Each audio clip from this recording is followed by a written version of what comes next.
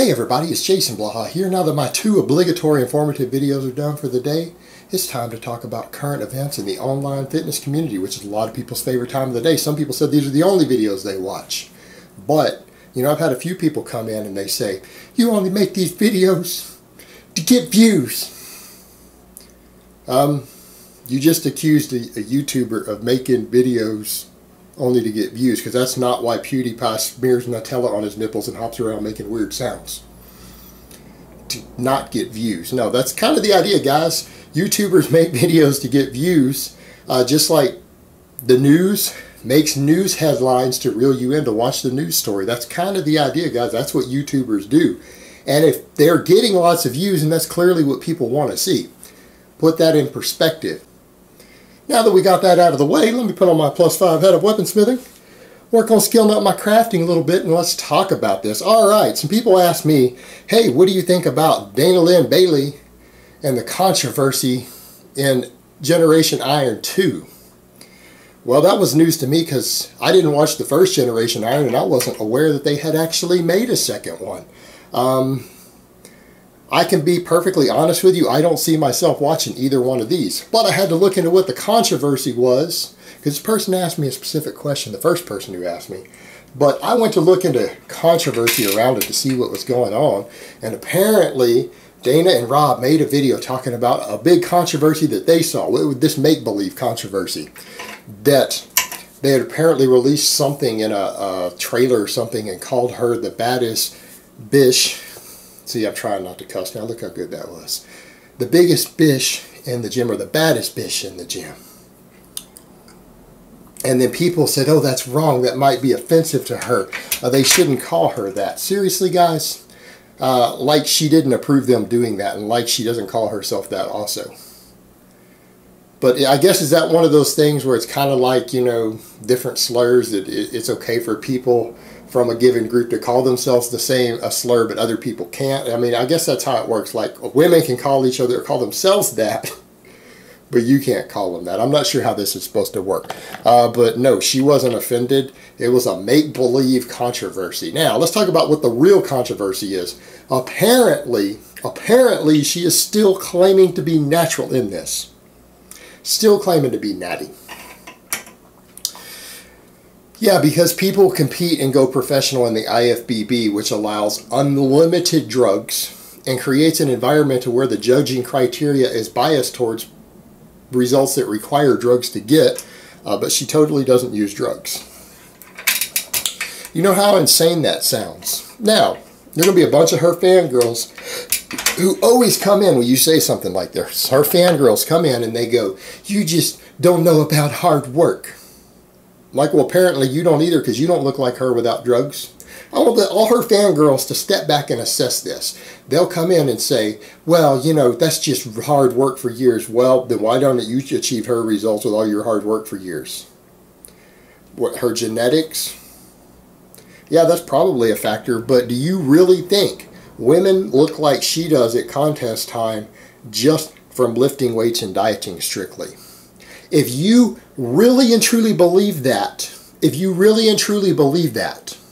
then I have some real estate for sale in Arizona that I will give you at an amazing price. At an amazing price with a nice oceanfront view.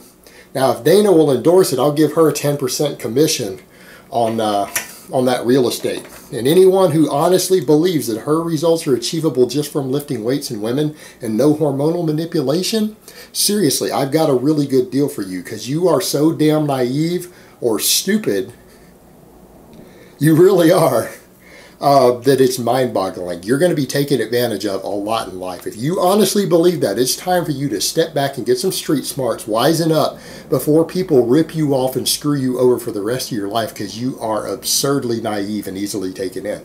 Like, if you think it's even possible, I'm not even saying if you believe her, if you're willing to accept the possibility, then you should also be willing to accept the possibility that I have this really good offer on this real estate.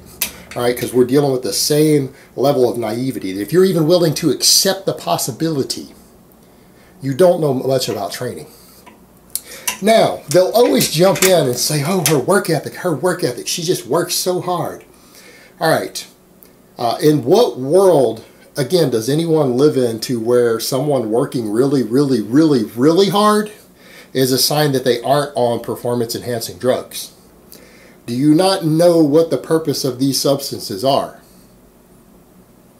I mean, that is almost as bad as saying you know someone is completely clean because they have a lot of muscle. That's almost as bad. And maybe it's because people are ignorant. And you know what? They probably are. People can be convinced that certain people like this are natty. They probably really are ignorant. And that's okay. We're here to educate you. Okay, some of the biggest reasons that athletes take anabolics of various types are not just to gain muscle. All right? They improve work capacity. Why do you think Lance Armstrong used them? Do you think Lance Armstrong used them to get massive and big, or do you think he used them to increase his work capacity and endurance? All right, they increase work capacity. Number one, so they increase your ability to work harder for longer without getting tired, right? Number two, they increase aggression and drive. Motivation in a bottle. Saying man, they really have a lot of energy and they're really motivated. Yeah, that's not a sign of chemical enhancement. What exactly do you think these things do?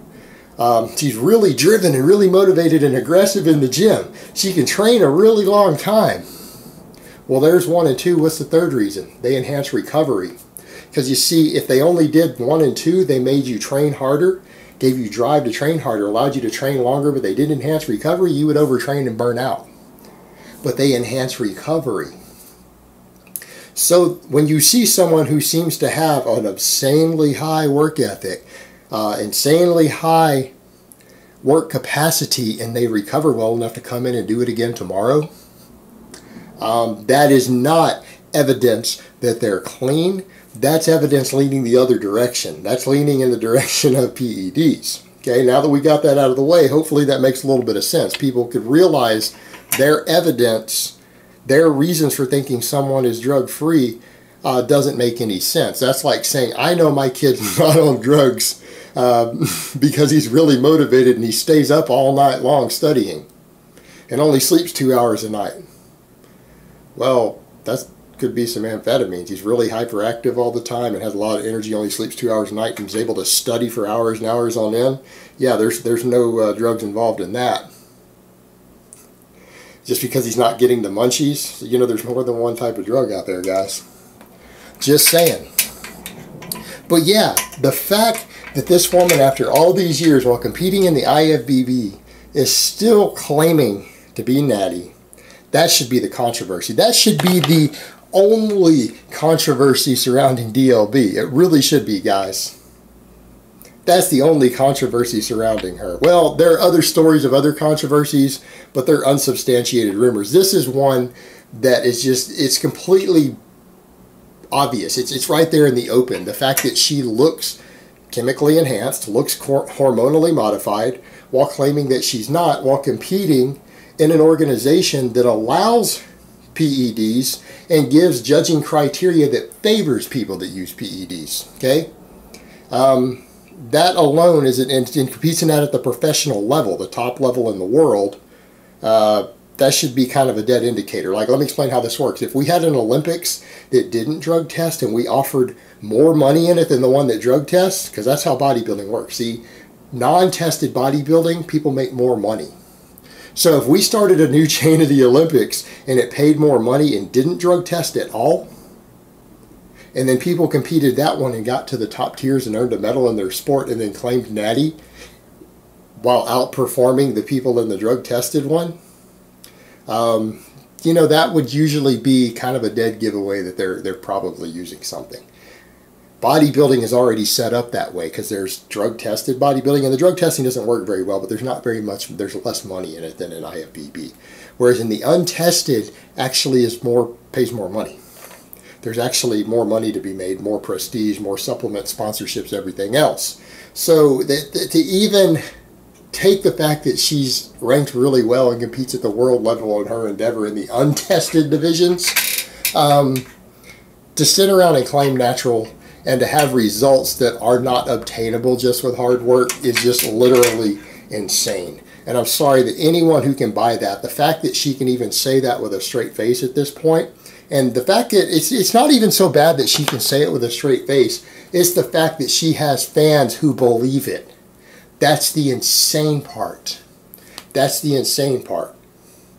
I mean, because anyone can say anything they want. I mean, and an outrageous claim might actually be true, but when you have something like that that has zero possibility of being true, not just almost no chance, the fact that she has tens of thousands of fans who believe it is scary. Like, that actually says a lot about the human race. That actually makes me kind of think there's no hope for humanity. That's pretty bad, guys. That's the only controversy surrounding Dana Lynn Bailey and Generation Iron 2 that I know of. Other than maybe someone they called her a bad word in there. But she was okay with it. Alright guys, but that's really all I have to say on that today. I hope it's been informative, and I will talk to you guys next time.